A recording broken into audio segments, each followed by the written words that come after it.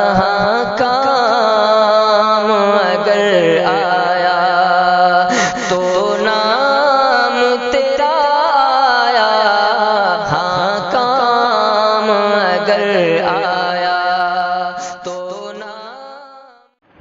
نحمده ونصلی علی رسوله الکریم، اما بعد۔ اس وقت موجودہ حالات کے پیش نظر نصف رمضان شریف گزرنے کے مد نظر برادران اسلام، بھائی اور بہنوں کی خدمت میں کچھ ضروری گزارشات عرض کرنی ہے۔ بازار میں آمد و رفت کی کثرت اور عید کے لیے سامان کی خریداری کی بابت اور زکوٰۃ اور صدقات کی ادائیگی برائے غربا اور مدارس دینیہ کے لیے خرچ کرنے کی بابت چند باتیں عرض کرنا اس وقت کی ضرورت سمجھتا ہوں۔ کچھ احباب کی طرف سے بار بار یہ اپیل آ رہی ہے کہ بزرگان دین، اکابر ملت اور رہنمایان قوم و ملت اپیل کر رہے ہیں۔ انہی کی اپیل کو آگے بڑھانے کے لیے اپنے علاقے کے عوام کی خدمت میں کچھ باتیں عرض کر دی جائیں۔ پہلی بات، بازار میں آمد و رفت کی کثرت کے نقصان کے بارے میں عرض کرنی ہے۔ آپ سبھی حضرات جانتے ہیں کہ کرونا جو خدائے پاک کا قہر ہے اور ایک وبا ہے، اس وبا سے حفاظت کے لیے سرکار کی طرف سے لاک ڈاؤن اور سوشل ڈسٹینسنگ کا معاملہ چل رہا ہے۔ وباؤں سے بچنے کے لیے لاک ڈاؤن اور سوشل ڈسٹینسنگ پر عمل کرنا اپنی حفاظت کے لیے اور دوسروں کی حفاظت کے لیے ضروری ہے۔ ان حالات میں سرکار نے عوام کی ضرورت کو سامنے رکھتے ہوئے جو دکانوں کے زیادہ دیر تک کھولنے کی سہولت دی ہے اور بازار کھلنے لگے ہیں، تو اس سہولت سے ہم کو بہت احتیاط کے ساتھ فائدہ اٹھانا ہے۔ ان حالات میں ضروری ہے کہ ہماری عورتیں، ہماری مائیں بہنیں، ہمارے بھائی، ہمارے بزرگ بلا ضرورت باہر نہ نکلیں اور بازار میں کثرت کے ساتھ نہ جائیں اور بلا ضرورت شدیدہ بازار نہ جائیں، دکانوں پر بھیڑ نہ لگائیں۔ حدیث شریف سے یہ بات ثابت ہے کہ جو وبا ہے، طاعون ہے، یہ آگ کے مانند ہوتا ہے۔ آگ کو اگر ایندھن ملتا رہے تو آگ بڑھتی رہتی ہے، اور اگر آگ کو آگے بڑھنے کے لیے ایندھن نہ ملے تو آگ بجھ جاتی ہے۔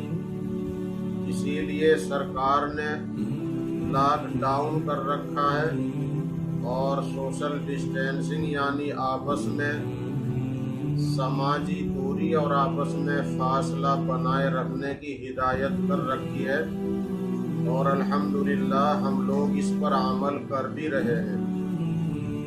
اس لیے میں اپنی بہنوں سے، بھائیوں سے گزارش کرتا ہوں کہ بازاروں میں بلا ضرورت شدیدہ نہ جائیں، اس لیے کہ اندیشہ یہ ہے، آپ حضرات جانتے ہیں، حالات سب کے سامنے ہیں۔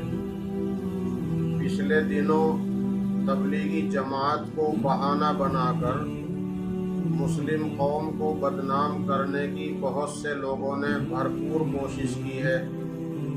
یہ ملک بھارت گنگا جمنی تہذیب کا ملک ہے۔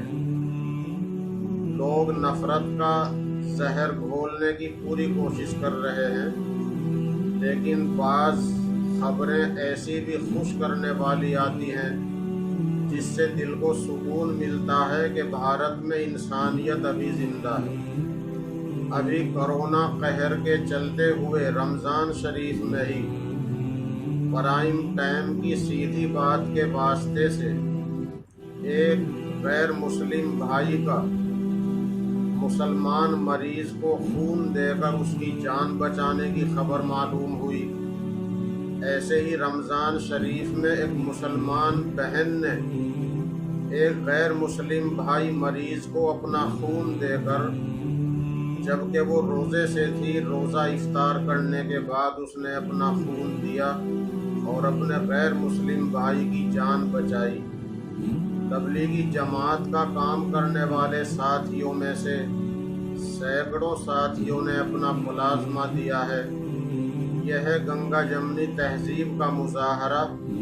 ان حالات سے طبیعت کو سکون ملتا ہے، لیکن اس ماحول میں کچھ لوگ میڈیا والے، سب تو نہیں ہیں لیکن کچھ میڈیا والے ایسے ہیں کہ وہ بہانے کی تلاش میں رہتے ہیں، اور وہ ہندو مسلم جو دو بھائی ہیں، بھارت ماتا کے دو پوت ہیں، ان کے درمیان نفرت پھیلانا چاہتے ہیں۔ اور سب لوگ ایسے نہیں ہیں۔ جس روز سب ایسے ہو جائیں گے تو ہمارے ملک بھارت کا کوئی ٹھکانہ نہیں رہے گا۔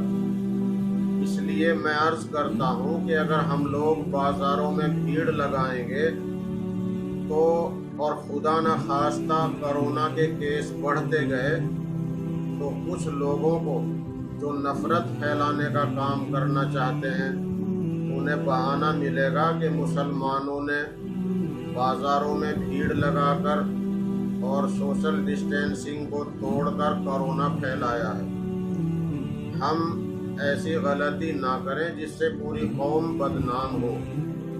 اس لیے بازار میں خریداری کے واسطے کم سے کم ہی جائیں، اور عید کے نام پر جو خریداریاں ہوتی ہیں، نئے کپڑے بنانا، جوتیاں پہننا، اس بار یہ معلوم بھی نہیں کہ ہم لوگ عیدگاہ اکٹھا ہو پائیں گے یا نہیں۔ اللہ جل شانہ کی طرف سے عیدگاہوں کے دروازے کھولیں گے بھی یا نہیں۔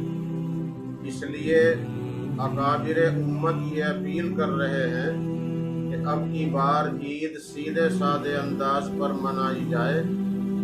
شریعت کا حکم یہ ہے کہ آپ کے پاس جتنے کپڑے ہیں ان میں سے جو بہترین کپڑے ہوں انہیں پہن کر عید کی نماز ادا کرنے جائیں۔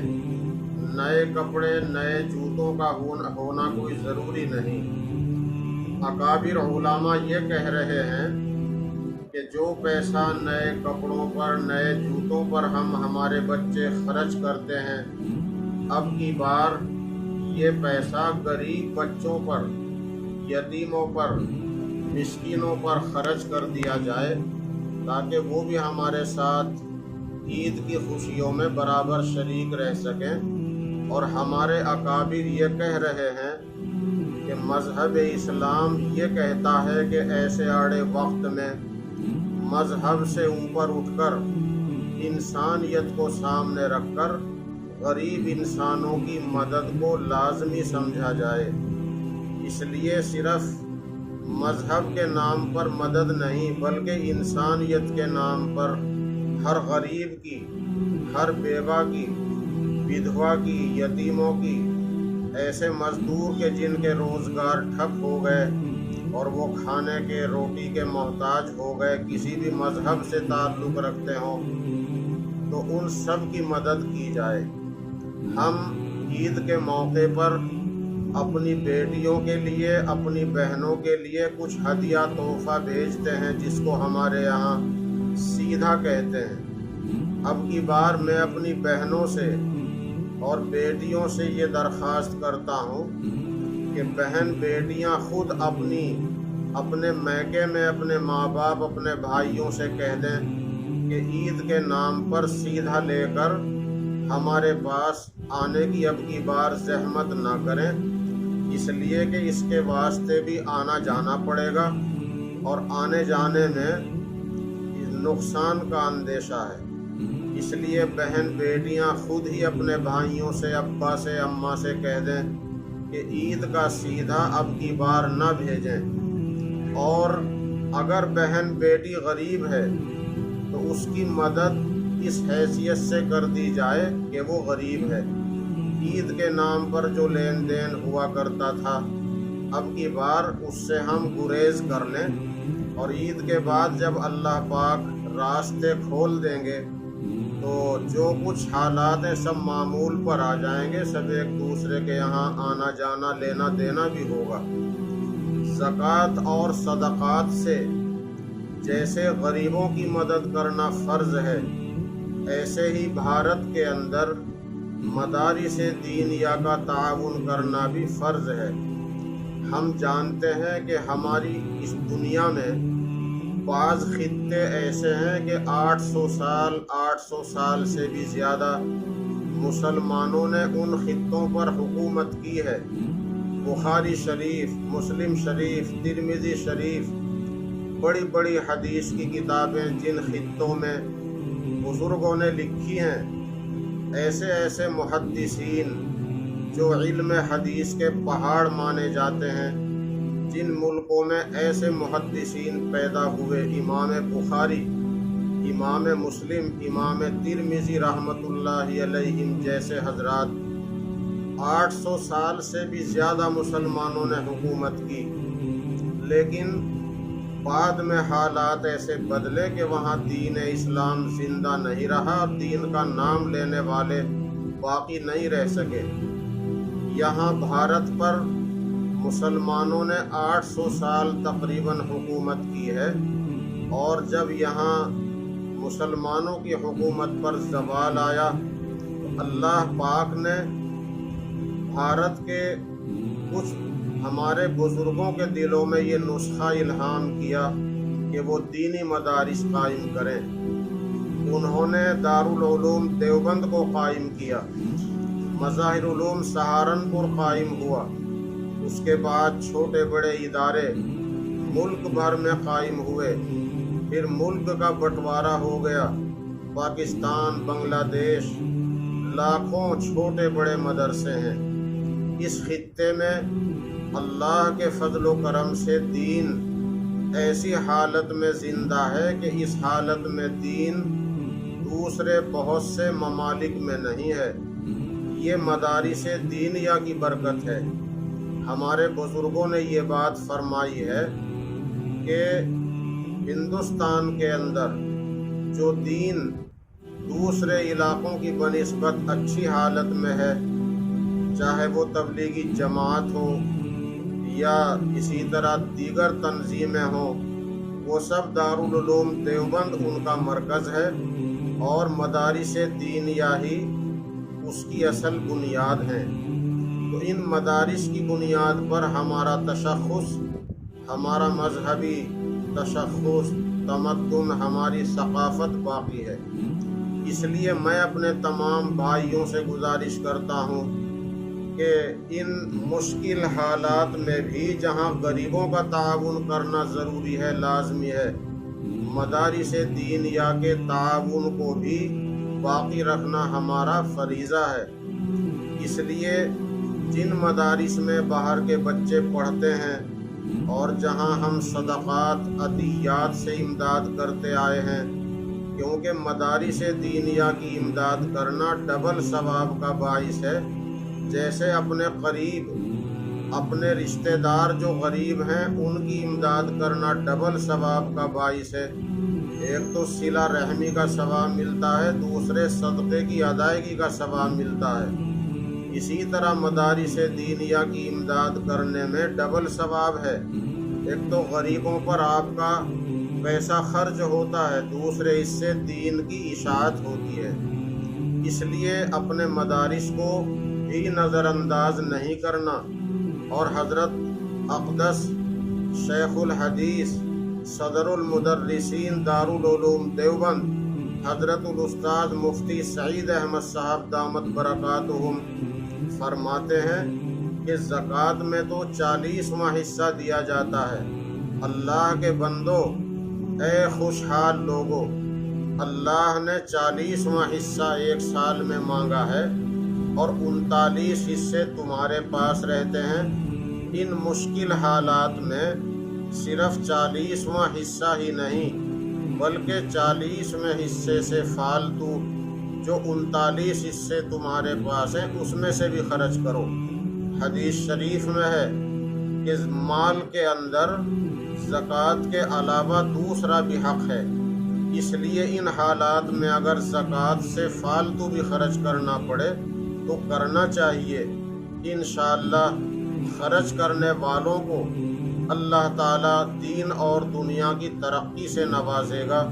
اللہ تعالیٰ اپنے کرم سے مصیبت کو دور فرمائے اور اللہ جل شانہ اپنے کرم سے امن و امان کی فضا بنا دے۔ امید ہے کہ ہمارے بھائی بہن اس پر عمل کرنے کی کوشش کریں گے۔ وآخر دعوانا ان الحمد للہ رب العالمین۔